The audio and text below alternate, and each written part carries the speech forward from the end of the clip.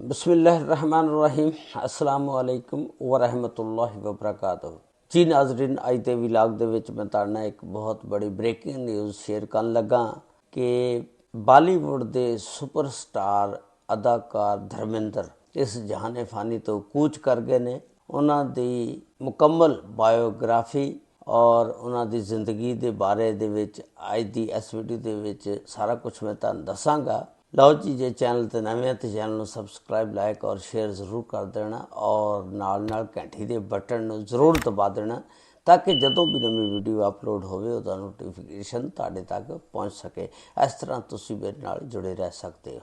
अदाकार धर्मेंद्र, जिन्हां दा असल नाम धर्मेंद्र केवाल कृष्ण देवल, 8 दसंबर सन 1935 नूं नसराली पंजाब इंडिया दे विच लुधियाना का जिला उत्थे पैदा होए। एक पिंड आ सनीवाल, उत्थे इन्हां ने इब्तदाई जिंदगी गुजारी और उत्थों ही तालीम हासिल की। इन्हां दे वालिद दा नाम केवाल कृष्ण सी, जिहड़े एक स्कूल दे विच टीचर सी। इन्हां ने इब्तदाई तालीम अपनी Lalton Kalan government senior secondary school तो हासिल की, जिथे इन्हां दे वालिद साहब उस्ताद सी, टीचर सी। इन्हां दी वालदा दा नाम सिवांत कुंवर सी और एक जट फैमिली दे नाल तलक रखते सी। इन्हां दी वालदा जिहड़ी सी सिखणी सी ते 1952 दे विच इन्हां ने फगवाड़ा तो मैट्रिक दी तालीम हासिल की। मैट्रिक कीता। जदों इन्हां दी उम्र 19 साल दी होई ते फिर इन्हां ने शादी की। 1954 प्रकाश कुंवर दे नाल इन्हां ने शादी की, जिहड़ी एक सिखणी सी। इन्हां दे 6 बच्चे ने, जिहदे विच सनी देवल, बॉबी देवल, ईशा ते आहना, अजीता ते वजीता। 1980 दे विच फिर इन्हां ने एक सुपरस्टार अदाकारा हेमा मालिनी दे नाल शादी की। इन्हां दियां 2 बीवियां सी। जदों इन्हां ने हेमा मालिनी दे नाल शादी की, सिख मज़हब दे विच 2 शादियां जिहड़ा बंदा नहीं कर सकता, इन्हां ने फिर ऐलान किया कि वो मुसलमान हो गई ने ते असी दोनों मुसलमान हो गए। तो फिर ये निकाह जिहड़ा बतौर मुसलमान कागजी कार्रवाई वास्ते किया गया, लेकिन असल दे विच वो पता नहीं हुण मुसलमान होए या नहीं। लेकिन हुण इन्हां नूं जदों दफनाना, ये पता नहीं हुण सिख मज़हब के तहत इन्हां नूं जालदे ने, हिंदू मज़हब के तहत या मुसलमानी तरीके दे नाल दफनाते ने, इहदा हजे तक कोई पता नहीं। वो सामने आएगा जदों इन्हां दी रसूमात होणगियां। इन्हां ने सियासत दे विच भी बड़ा हिस्सा लिया। इन्हां ने 13 मई 2004 तो 16 मई 2009 तक पार्लीमेंट के लोक सभा के मैंबर भी रहे। इन्हां दा तलक भारतीय जनता पार्टी दे नाल सी और उस पार्टी के टिकट तो मुंतखब होए सी। 1960 दे विच इन्हां ने फिल्मी कैरियर का आगाज़ किया। 1960 दे विच दिल भी तेरा हम भी तेरे तो अपनी फनी जिंदगी का आगाज़ किया। उस तो बाद फिर फिल्म इंडस्ट्री दे विच इन्हां ने बहुत ज़्यादा नुमाया हैसियत हासिल की। 1961 दे विच इन्हां दी फिल्म शोले और शबनम, 1962 दे विच अनपढ़, 1963 दे विच बंदनी, 1966 दे विच फूल और पत्थर, 1971 दे विच मेरा गांव मेरा देश। इस फिल्म तो बाद फिर ये बहुत बड़े स्टार बन गए सी।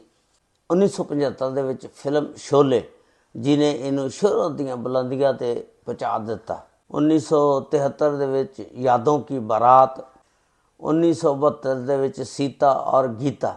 ऐसे फिल्म दे विच फिर इन्हां दा हेमा मालिनी दे नाल ना तलक जिहड़ा सी पैदा हो गया और एक दूजे के नज़दीक हुंदे गए।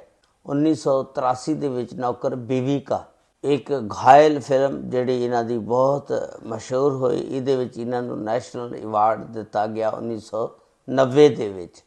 1960 तो लग के 1990 तक इन्हां दा फिल्मी कैरियर बहुत मजबूत रहा और बड़ी शोहरत इन्हां ने हासिल की। हेमा मालिनी दे नाल जदों शादी की, हेमा मालिनी दी जिहड़ी वालदा सी जहां आरा, वो इस शादी के खिलाफ सी ते उन्हें इहदे विच बड़ियां रुकावटां पाईयां, लेकिन फिर भी ये फिर शादी हो गई। लेकिन ये ज़्यादातर प्रकाश कुंवर जिहड़ी ਉਹਨਾਂ ਦੀ ਪਹਿਲੀ ਬੀਵੀ ਆਪਣੇ ਬੇਟੇ ਬੋਬੀ ਦੇਵਲ ਸਨੀ ਦੇਵਲ ਦੇ ਨਾਲ ਜ਼ਿਆਦਾ ਟਾਈਮ ਗੁਜ਼ਾਰਦੇ ਸੀ ਔਰ ਸਨੀ ਦੇਵਲ ਤੇ ਬੋਬੀ ਦੇਵਲ ਜਿਹੜੇ ਨੇ ਫਿਲਮ ਇੰਡਸਟਰੀ ਦੇ ਬਹੁਤ ਬੜੇ ਅਦਾਕਾਰ ਨਾਮਵਰ ਅਦਾਕਾਰ ਬਣੇ ਨੇ ਔਰ ਈਸ਼ਾ ਜਿਹੜੀ ਆ ਉਹ ਵੀ ਅਦਾਕਾਰੀ ਦੇ ਜੋਹਰ ਦਿਖਾ ਰਹੀ ਆ, ਉਹ ਵੀ ਫਿਲਮ ਇੰਡਸਟਰੀ ਦੇ ਵਿੱਚ ਆ।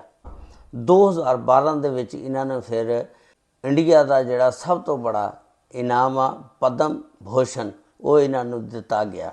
ਬਹੁਤ ਬੜੇ ਅਦਾਕਾਰ ਸੀ ਔਰ ਇਹਨਾਂ ਨੇ ਬਹੁਤ ਫਿਲਮਾਂ ਦੇ ਵਿੱਚ ਆਪਣਾ ਨਾਮ ਕਮਾਇਆ, ਪੈਦਾ ਕੀਤਾ, ਪੈਸਾ ਵੀ ਬੜਾ ਕਮਾਇਆ। ਆਖਰਕਾਰ ਇਹ ਜਿਹੜੇ ਨੇ 24 ਨਵੰਬਰ ਨੂੰ ਦਿਨ ਨੂੰ 1 ਵਜੇ ਆਪਣੇ ਖਾਲਕ ਹਕੀਕੀ ਨੂੰ ਜਾ ਮਿਲੇ ਔਰ ਇਸ ਜਹਾਨੇ ਫਾਨੀ ਨੂੰ ਛੋੜ ਗਏ ਨੇ। ਇਸ ਦੇ ਦੌਰਾਨ ਇਹ ਕਾਫੀ ਦਫਾ ਬਿਮਾਰ ਹੋਏ, ਇਹਨਾਂ ਨੂੰ ਸਾਹ ਦੀ ਪ੍ਰੋਬਲਮ ਸੀ। ਮੀਡੀਆ ਦੇ ਉੱਤੇ ਬੜੀਆਂ ਖਬਰਾਂ ਚੱਲੀਆਂ ਕਿ ਅਦਾਕਾਰ ਧਰਮਿੰਦਰ ਜਿਹੜੇ ਨੇ ਫੌਤ ਹੋ ਗਏ ਨੇ, ਲੇਕਿਨ ਜਦੋਂ ਇਹ ਹਸਪਤਾਲ ਦੇ ਵਿੱਚ ਦਾਖਲ ਸੀ ਉਦੋਂ ਵੀ ਬੜੀਆਂ ਖਬਰਾਂ ਚੱਲੀਆਂ। 11 ਨਵੰਬਰ ਦੀ ਗੱਲ ਹੈ। ਫਿਰ ਈਸ਼ਾ ਦੇਵਲ ਜਿਹੜੀ ਇਹਨਾਂ ਦੀ ਬੇਟੀ ਸੀ ਉਹਨੇ ਵੀ ਆ ਕੇ, ਹੇਮਾ ਮਾਲਿਨੀ ਨੇ ਵੀ ਕਿਹਾ ਸੀ ਕਿ ਸਾਡੇ ਜਿਹੜੇ ਘਰੇਲੂ ਪ੍ਰਾਈਵੇਸੀ ਜ਼ਿੰਦਗੀ ਆ ਉਹਦੇ ਮੁਤਲਕ ਜ਼ਰਾ ਅਹਤਿਆਤ ਕਰਿਆ ਕਰੋ। ਮੀਡੀਆ ਨੂੰ ਵੀ ਕਿਹਾ ਸੀ ਜ਼ਰਾ ਘੱਟ ਰਿਪੋਰਟਾਂ ਕਰਿਆ ਕਰੋ। ਅਤੇ ਆਖਰਕਾਰ ਕੱਲ੍ਹ ਇਹ 24 ਨਵੰਬਰ ਨੂੰ ਆਪਣੇ ਖਾਲਕ ਹਕੀਕੀ ਨੂੰ ਜਾ ਮਿਲੇ ਔਰ ਇਸ ਜਹਾਨੇ ਫਾਨੀ ਤੋਂ ਕੂਚ ਕਰ ਗਏ ਨੇ। ਇਹ ਸੀ ਅੱਜ ਦਾ ਵਲੌਗ ਜਿਹੜਾ ਮੈਂ ਤੁਹਾਡੇ ਨਾਲ ਸ਼ੇਅਰ ਕੀਤਾ। ਅੱਲਾਹ ਤਾਲਾ ਸਭ 'ਤੇ ਰਹਿਮਤਾਂ ਫਰਮਾਏ। ਅੱਲਾਹ ਤਾਲਾ ਸਭ ਨੂੰ ਆਪਣੇ ਹਿਫਜ਼ੋ ਇਮਾਨ 'ਚ ਰੱਖੇ। ਅਸਲਾਮੁ ਅਲੈਕੁਮ ਵਰਹਿਮਤੁல்லாਹਿ ਵਬਰਕਾਤੁਹੂ।